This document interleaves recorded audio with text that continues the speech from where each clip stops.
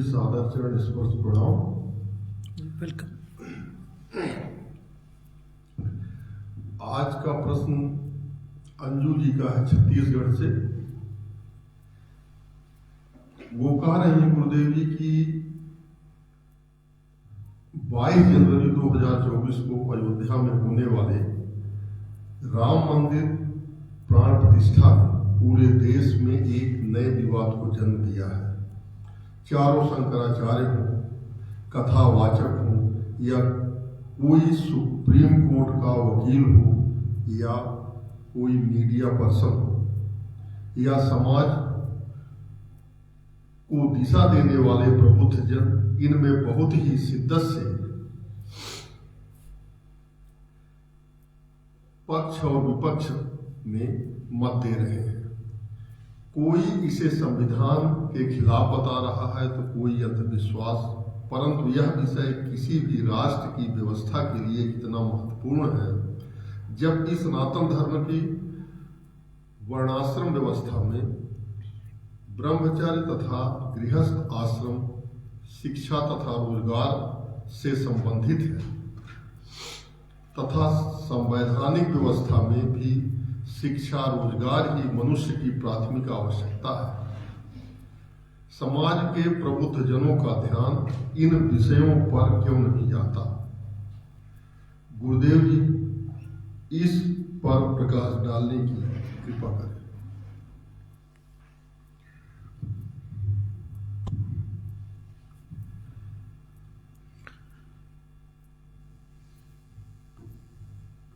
बाईस जनवरी 2024 को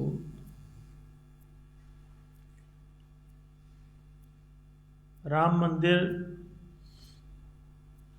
में राम की मूर्ति की प्रतिष्ठा और उसमें प्राण प्रतिष्ठा का कार्यक्रम आयोजित है।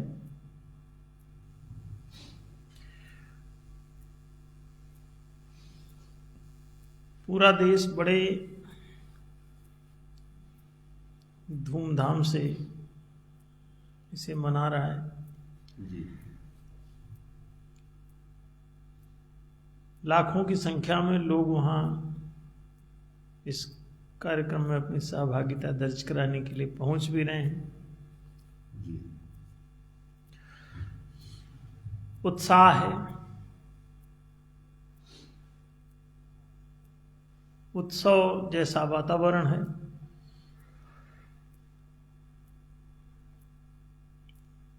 राम मंदिर राम जन्मभूमि पर लगभग 500 सालों से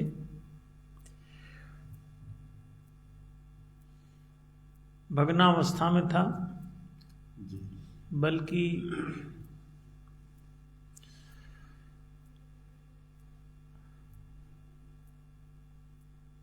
बहिष्कृत था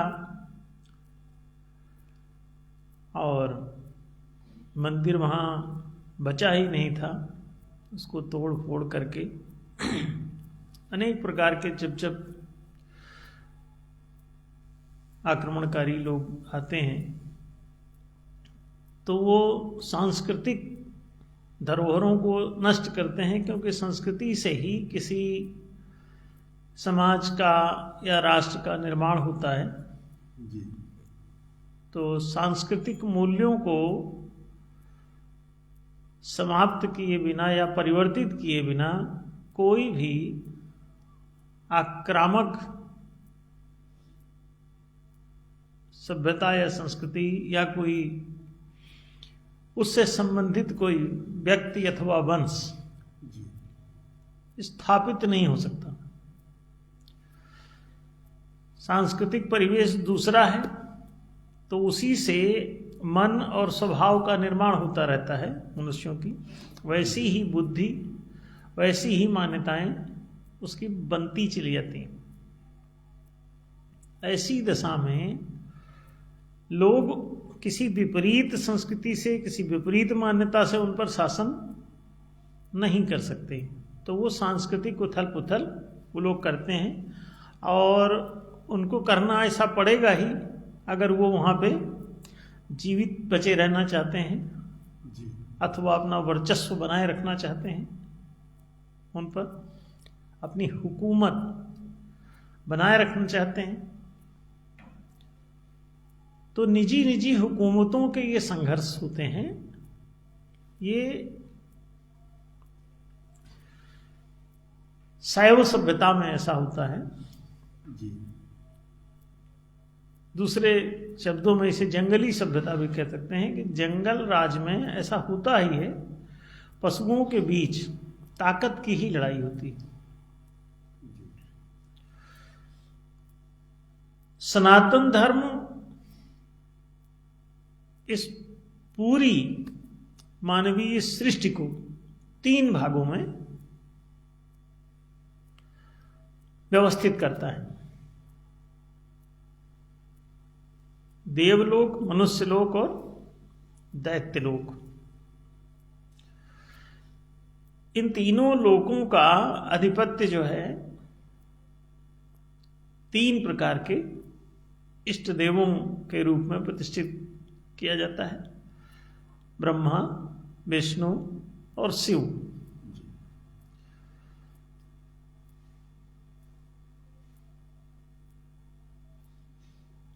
अब ये तीनों के अपने अपने मानने वाले हैं, तीनों के अपने अपने अनुयायी हैं।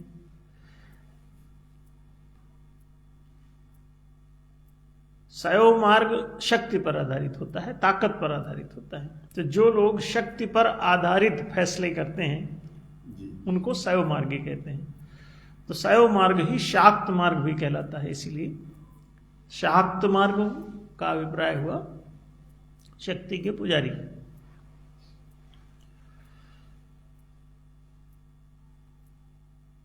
तो अपने अपने बाहुबल से कब्जा जमाना किसी दूसरे राष्ट्र पर, किसी दूसरी सभ्यता पर, किसी दूसरी संस्कृति पर,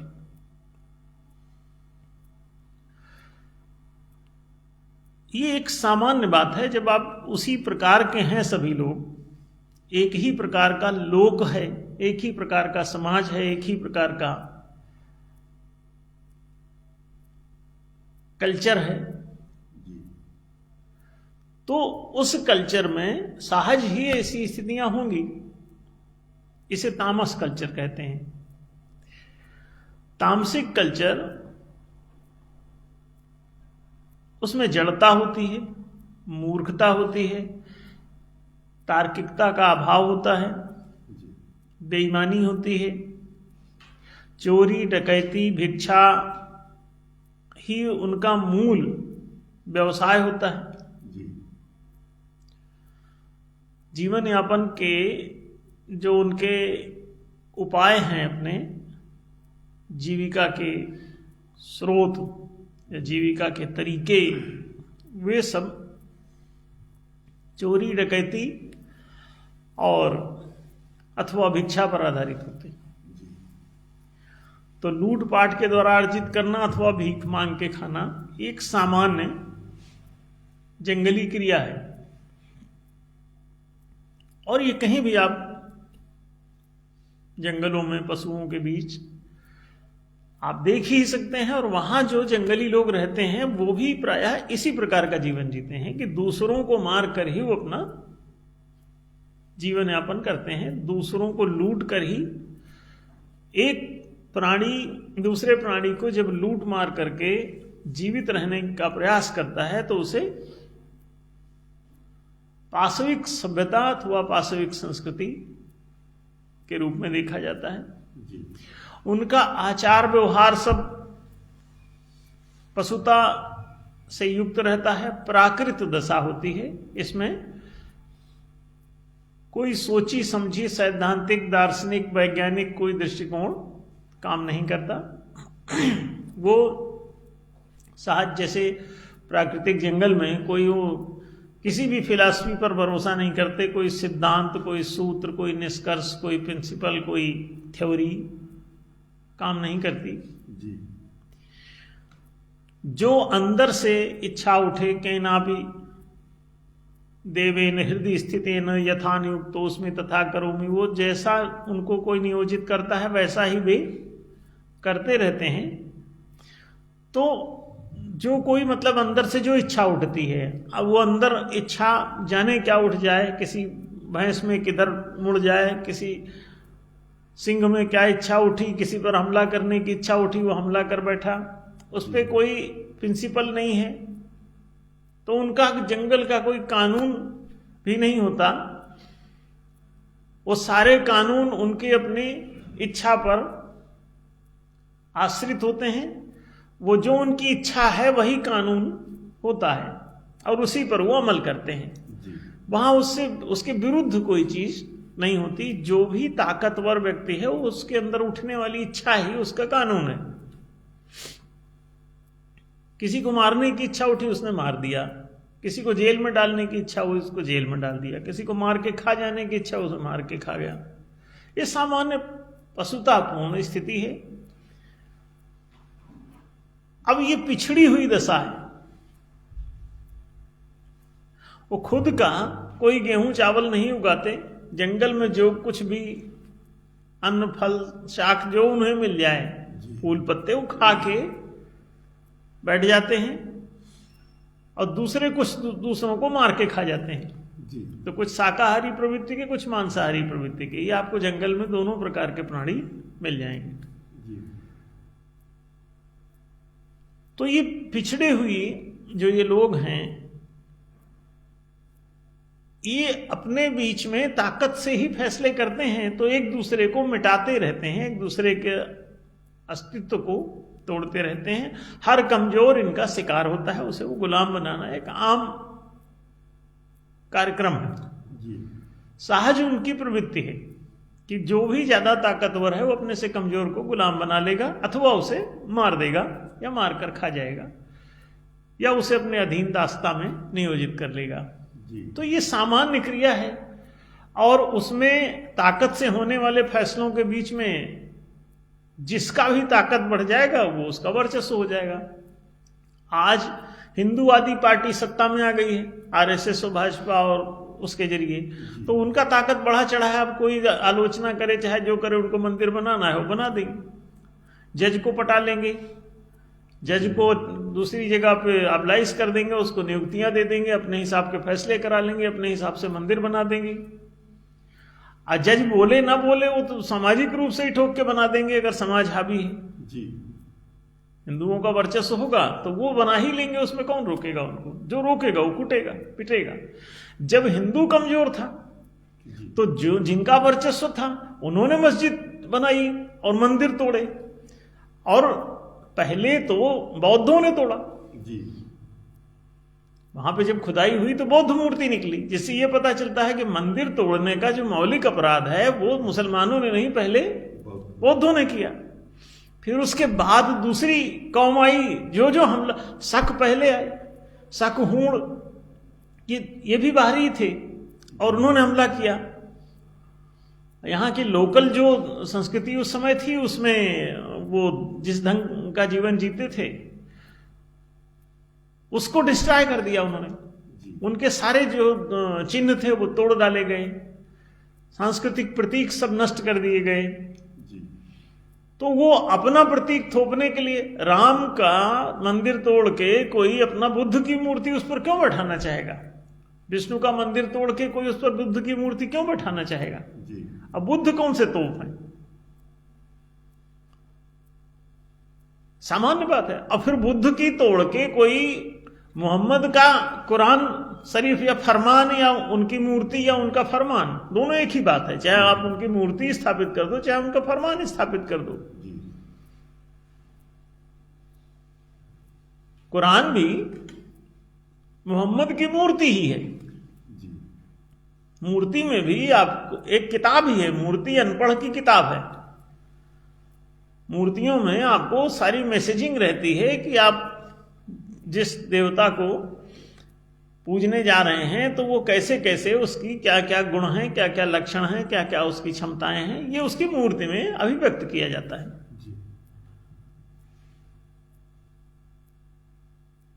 तो आप समझ सकते हैं कि मूर्तियां भी अनपढ़ की किताबें ही हैं, उसी तरह से किसी की किताब आप थोपना चाहते हैं बलपूर्वक यदि, तो थोप दीजिए। दूसरा एक तरीका है कि आप इस सभ्यता से हट जाइए, ताकत पर आधारित फैसले मत कीजिए। तो ताकत जो है किसी व्यक्ति में, किसी वंश में, किसी दल में, किसी समूह में, किसी संगठन में जी समाहित है। ताकत कहां होती है? जी ताकत किसी व्यक्ति में है, अथवा किसी समूह में है, संप्रदाय में है, अथवा किसी राष्ट्रीय व्यवस्था में है, सैन्य बल में है, हथियारों में है। तो जिनके पास ये ताकतें हैं जी उनके ही फैसले लागू होंगे, इसमें आप टेंशन क्यों लेते हैं? तो उसका विरोध करना, शंकराचार्य विरोध कर, शंकराचार्य पावर में हो तो वो स्थापित कर लें, वहां पे राम मंदिर अपना बना लें, जी अपने भाजपा किनारे हो जाएगी। अब भाजपा तो अभी सत्ता में है, इसके पहले चारों शंकराचार्य क्या कर रहे थे, क्यों नहीं बना लिए? जी सारा देश उनका फॉलोवर था, तब हिंदुओं की संख्या भी बहुत ज्यादा थी, तो तब क्यों नहीं बनाया? शंकराचार्य को या किसी पत्रकार को इसमें बोलने की स्थिति कहां है? जी अगर वो पावर में थे तो उन्होंने क्यों नहीं बनाया? इसका मतलब वो पावर में नहीं थे, उनकी मान्यता नहीं थी। आज भी उनकी मान्यता नहीं है। उनके विरोध के बावजूद वहां पे राम मंदिर भी बनेगा, उनके विरोध के बावजूद वहां प्राण प्रतिष्ठा भी होगी, और चारों शंकराचार्य अपने आप को बेदखल और बेइज्जत पाएंगे। जी क्यों? पावर गोज टू टुडे, किसके पास? Power goes to BJP, power goes to RSS. जी then you have to follow them. अगर आप उन्हें फॉलो नहीं कर सकते हैं तो आप बेदखल भी हो सकते हैं। जी सरकारों ने जाने कितने शंकराचार्यों को अंदर कर दिया, जी सरकारों ने जाने कितने बड़े बड़े संत महात्मा सब अंदर पड़े हुए, जेल की हवा खा रहे हैं। और सरकारों ने जाने कितने बड़े बड़े महात्माओं को सूली चढ़ा दिया है। जीसस को सूली चढ़ाया, मंसूर को सूली चढ़ाया। कौन थे वो? सरकार ही तो थे। जी जीसस को जिसने क्रूसीफाई किया वो कौन था? आम आदमी नहीं, सरकार वो गवर्नर थे, वो राजा थे, देवर किंग्स। तो सरकार थे वो। मंसूर को किसने काटा? सरकार थे वो। सरमत को किसने काटा? सरकार थे वो। सिखों के गुरुओं को किसने मारा? तेग बहादुर को किसने काटा? गुरु गोविंद सिंह के दोनों बच्चों को किसने दीवार में चिनवा दिया? जिंदे दफन कर दिए। कितना तड़प तड़प के वो लोग मरे होंगे। ये जाहिर है कि बच्चों के साथ क्रूरता की पराकाष्ठा है। जी लेकिन ये सब दैत्य कल्चर का ये एक सामान्य उदाहरण है। इसमें आपको बुरा लगने की क्या जरूरत है? इसमें गुस्सा भी करने की जरूरत नहीं है। आप जिस कल्चर में जी रहे हैं उसका हाल वही होता है कि कौआ गिरगिट को पकड़ के नोच डालेगा, गिरगिट दूसरे कीट पतंगों को नोचता रहता है दिन भर। कौए को कुत्ता नोच डालता है, कुत्ते को भेड़िया नोच डालता है, भेड़िए को सिंह नोच डालता है। तो वो तो ताकत पर आधारित है। जो जिस जगह पर जिससे ज्यादा सबल है वो उसको या गुलाम बना लेगा या उसे मार के खा जाएगा जी या उसे लूट लेगा। तो ये एक सामान्य क्रिया है जंगल राज की। और इस मार्ग के नियामक भगवान शंकर हैं। आप उनकी उपासना करिए तो इससे ऊपर भी उठ सकते हैं जी और इस लोक में आपका उद्धार हो सकता है।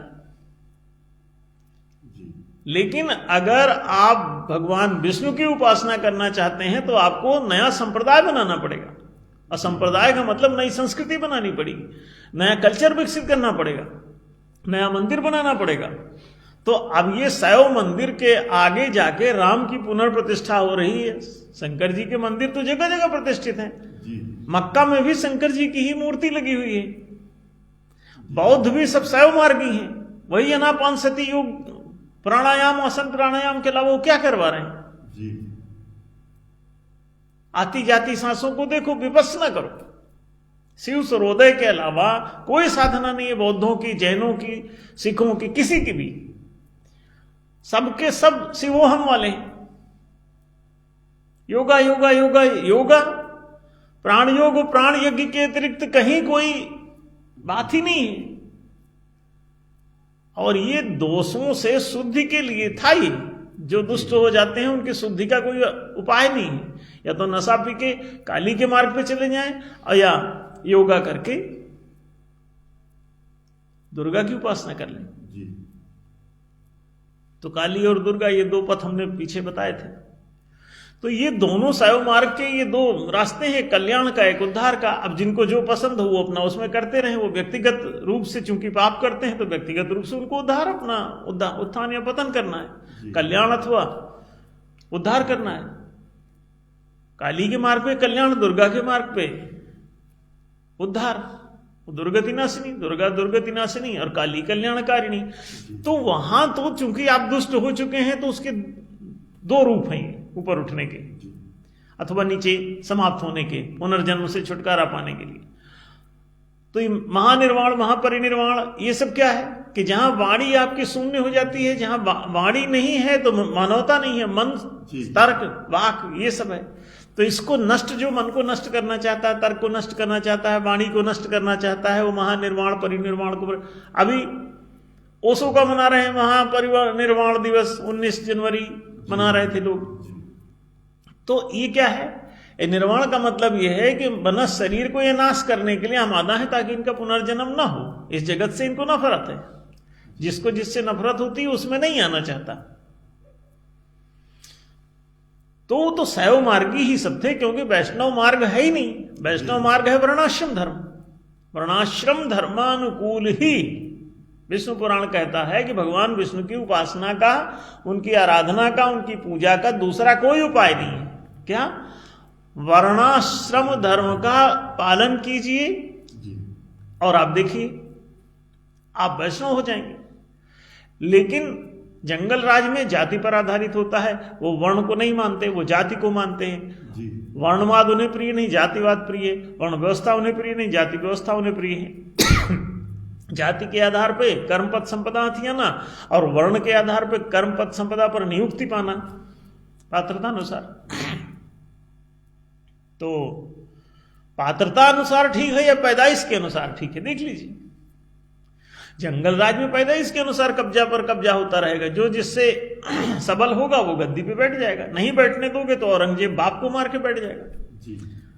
कंस जो है उग्रसेन को मार के बैठ जाएगा। सम्राट अशोक जो है वो अपने तमाम भाइयों का कत्ल करके बैठ जाएगा। तो ये तो होगा ही, वो लोक ही ऐसा है, वो राष्ट्रीय व्यवस्था ही ऐसी, वो जंगल राज है। जंगल राज में पशुता होती है, ताकत पर आधारित फैसले होते हैं, सभी शक्ति के उपासक होते हैं। और वैष्णव धर्म एक अलग बात है। अब ये राम, कृष्ण और कल्कि, ये तीनों विष्णु के 3 फॉर्मेट हैं। त्रेता, द्वापर और कलियुग जैसी व्यवस्था उत्पन्न करने के लिए 3 प्रकार का ये राजा आप नियुक्त कर सकते हैं। राम को राजगद्दी पर बैठाओगे, राम की उपासना प्रारंभ करोगे, राम को राजा बना लोगे, तो आप ऑटोमेटिकली त्रेता युग में प्रवेश कर जाओगे। राम जैसा कैरेक्टर यदि राजा बन जाए, कि राजा राम जैसा रोल अदा कर सके, तो त्रेता वापस आ जाएगा। यदि राजा कृष्ण जैसा कैरेक्टर अदा कर सके तो द्वापर आ जाएगा। यदि राजा कल्कि जैसा कैरेक्टर अदा कर सके, रोल प्ले कर सके, भूमिका निभा सके, तो कलियुग चलता रहेगा।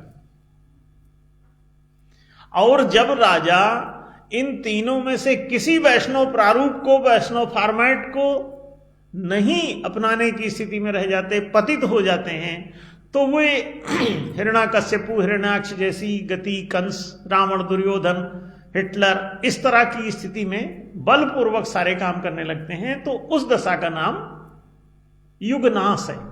और ये बारंबार देखिए समझ में, यूनान, मिस्र, रोमा सब मिट गए जहां से, और सिंधु घाटी की सभ्यता भी मिटी है आपकी। इसका मतलब यह है कि आप वैष्णव मार्ग पे नहीं थे। युगनाश, युग माने होता है जीवन, युग माने होता है समय, समय माने होता है जीवन, जीवनावधि ही समय है।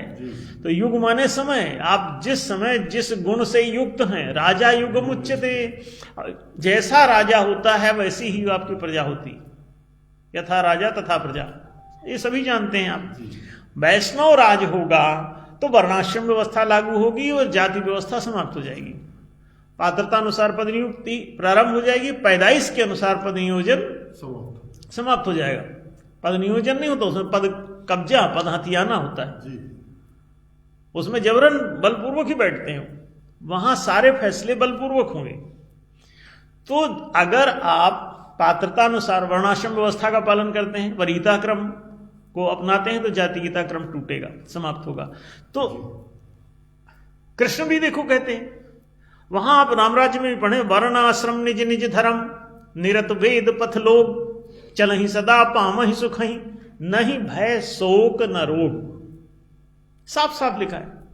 राम राज्य की ये आप दोहा देखिए, पढ़िए, निज निज वर्णाश्रम धर्म।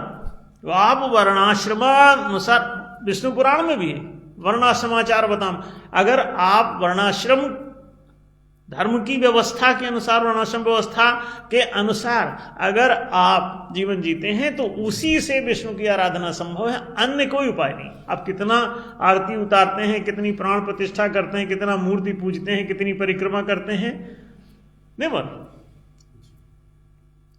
राम के कैरेक्टर में राम खुद कह रहे हैं, सो मम प्रिय मम सेवक सोई मम अनुशासन माने जे। वो कहते हैं जो मेरी बात मानता है, जो मेरे अनुशासन को स्वीकार करता है, केवल वही मेरा भक्त है। बाकी जो मंदिर बनाता है, जो राम के उसमें आरती गाता है, जो पूजा जय श्री राम करता है, ये उनका भक्त नहीं हो सकता। ये तो राम खुद ही कह रहे हैं। कृष्ण भी यही कहते हैं कि आप अगर वर्णाश्रम व्यवस्था को नहीं मानते हैं तो आप वैष्णव नहीं हैं। वैष्णव जन तो तेने कहिए जो पीर पर आई जाने रे, मीरा भी गाती है। अब आप देखिए, आप जो स्व को आप इतना महत्व देते हैं कि पर जो है नष्ट होने लगता है, तो स्व पर के बीच संघर्ष नहीं। कृष्ण का कैरेक्टर कहता है भगवत गीता में कि चातुर्वर्णम मया सृष्टम गुण कर्म विभाग सह, गुणानुसार कर्मों के विभाग पूर्वक जो व्यवस्था होती है उसे वर्ण व्यवस्था कहते हैं। अब आप देखिए ये कितनी स्पष्ट बातें हैं। वर्णाश्रम व्यवस्था की ही प्रतिष्ठा वो कल्कि भी कर रहा है। कल्कि पुराण पढ़ के देख लें, हर जगह आप पाएंगे कि जीवन को 4 भाग में बांटा गया है। पहला है ब्रह्मचर्य आश्रम, जिसमें 25 वर्ष की आयु तक विद्यार्थी जीवन घोषित है। विद्यारंभ संस्कार कराइए, 25 साल तक प्रत्येक नागरिक को पढ़ाइए। उससे ना वो गरीब है अमीर है इसका चक्कर मत पालिए, वो किस जाति का है, किस धर्म का है, किस क्षेत्र का है, किस जगह का है, इससे कोई मतलब नहीं। आप अगर इसको ब्रह्मचर्य आश्रम को, विद्यार्थी जीवन को 25 साल का अगर आप लागू करते हैं तो वर्णाश्रम व्यवस्था शुरू हो जाएगी। और इसके बाद जितनी उसकी पात्रता हो गई है उसके अनुसार ही पद नियोजन कीजिए, गृहस्थाश्रम में ले जाइए। तो गुण कर्म विभाग सा आगे लिखा हुआ है कि जो भी उसकी स्वाभाविक गुण दशा है उसके अनुसार उसके कर्म का विभाजन कीजिए, उसको दीजिए, वो कर्म सौंपिए। आगे भी एक चैप्टर में जाके गीता में ही कहा गया है, ब्राह्मण क्षत्रिय विषाम शूद्राणाम च परम तप कर्माणि प्रविभक्तानि स्वभाव प्रभवैर्गुणैः। हे परम तप अर्जुन, ये जो ब्राह्मण क्षत्रिय वैश्य शूद्र आदि चारों वर्णों के कर्मों का विभाजन है, ये स्वभाव प्रभवैर्गुणैः है। कर्माणि प्रविभक्तानि स्वभाव प्रभवैर्गुणैः, स्वाभाविक रूप से प्रभावशील गुणों के द्वारा इनका किया जाता है। जिसमें जो स्वाभाविक रीति से अभी जो काम कर, अगर कोई बहुत अच्छा बैट्समैन है तो उसे टीम में ले लो, क्रिकेट टीम में लगा दो। जो अच्छा ड्राइवर है उसको ड्राइविंग के लिए चुन लो। ये स्वाभाविक रूप से देखो कि कौन किस काम को कर सकता है। स्वाभाविक रूप से अगर कोई पेड़ चढ़ सकता है तो उसे पेड़ पे चढ़ने और फल तोड़ने का काम दे दो। लेकिन मछली से कह दिया कि तुम पेड़ पे चढ़ो तो वो फेल हो जाएगी, स्वाभाविक उसकी स्थिति नहीं। और बंदर से कह दिया कि तुम पानी में रहो तो बंदर बीमार पड़ जाएगा। मछली से कह दिया पेड़ में रहो, बंदर से कह दिया पानी में रहो। तो ये स्वाभाविक आप उसका जो गुण दशा है वो तो आप परीक्षण ही नहीं कर रहे और उसके अनुसार नियोजन नहीं कर रहे। तो जिसको जो काम आता है उस काम को देखो, चेक करो, उसका परीक्षण करो, और जिस कार्य में जो कुशल हो, निपुण हो, अच्छे से कर सकता हो, उसका गुण हो, उसमें कौशल हो, उसकी प्रतिभा वैसी हो, तो उसको उस कार्य में नियुक्त कर दो। कर्माणि विभक्तानि स्वभाव प्रभुर्गुणैः। तो वैष्णव धर्म तो सीधा सीधा वर्णाश्रम धर्म है। आप न वर्ण व्यवस्था को मानते हैं, न आश्रम व्यवस्था को मानते हैं। किस मुंह से आप राम मंदिर बना रहे हैं? किस मुंह से आप कृष्ण मंदिर बना रहे हैं? किस मुंह से आप कल की पीठ बना रहे हैं? तो ये सारी बातें बहुत अटपटी हैं, और ठीक से जब आप देखेंगे तो इसमें लोगों में एक बात जरूर है इसमें कि कल जो ये समारोह आयोजित है, राम की मूर्ति, उसमें बचपने के रामलला की मूर्ति वहां प्रतिष्ठित की जा रही है, क्योंकि राम वहां जन्मे थे, तो जन्म के समय छोटा उनका जो स्वरूप है, बाल रूप है, उसका जो वहां पे चित्रांकन किया जाना है या मूर्तिकरण किया जाना है या उसको प्रतिष्ठित किया जाना है, ये बड़ी अच्छी बात है कि आप वैष्णव धर्म की ओर जाए। पहले चलो ठीक है, मूर्ति ही लगा लो भाई, शुरू तो करो, राम की लगाओ, कृष्ण की लगाओ, कल्कि की भी लगाओ, तीनों की लगाओ। और ये तीनों आदर्श करेक्टर हैं क्षत्रिय वैश्य शूद्र के। क्षत्रियों का आदर्श राम है, वैश्यों का आदर्श कृष्ण है, शूद्रों का आदर्श बहुत अच्छा कल्कि है। अगर उसको आदर्श मान के जिए तो बहुत अच्छा काम कर सकता है, जिंदगी बड़ी अच्छी बना सकता है। तो ये जातियां नहीं है, ये वर्ण है। जो अनपढ़ है, शारीरिक दशा है, उसमें शारीरिक क्षमता है तो शूद्र है, मानसिक क्षमता है तो वैश्य है, भावनात्मक क्षमता है तो क्षत्रिय है, चेतनात्मक क्षमता है तो ब्राह्मण है। तो ये चारों सामर्थ्य, जिसमें जैसी सामर्थ्य हो वैसा उसे सर्टिफिकेट जारी करो, उसका टेस्ट लो। और चारों आश्रम 4 प्रकार के श्रम निष्ठाएं हैं, कर्तव्य हैं। पहले विद्यार्जन करे, फिर परिवार पालन करे, फिर समाज के लिए शोध अनुसंधान कार्य करे, वैज्ञानिक बने, और ऋषि धर्म का पालन करे, और फिर उसके बाद संन्यास लेकर परिव्रजन कर्म करे, चारों तरफ धर्म का प्रचार करे, सनातन धर्म का। इसमें क्या बुरा है कि सबको शिक्षा दो, सबको रोजगार दो, बोलो इस बात को, तो जीवन बहुत अच्छा हो जाएगा। वर्णाश्रम व्यवस्था लागू करने की जरूरत है, वैष्णव धर्म वही है। तो ये बात शायद स्पष्ट हुई होगी अंजू जी को।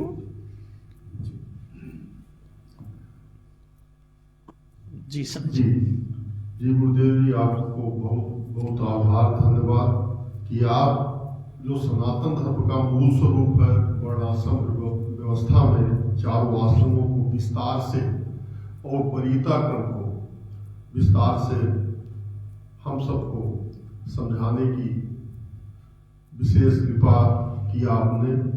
तो सब मित्रों, आप सभी को भी नमस्कार, धन्यवाद कि आप फेसबुक लाइव, रविवारी फेसबुक लाइव कार्यक्रम में उपस्थित हों, इसको शेयर करें। और इसी के साथ आज का ये आयोजन समाप्त है।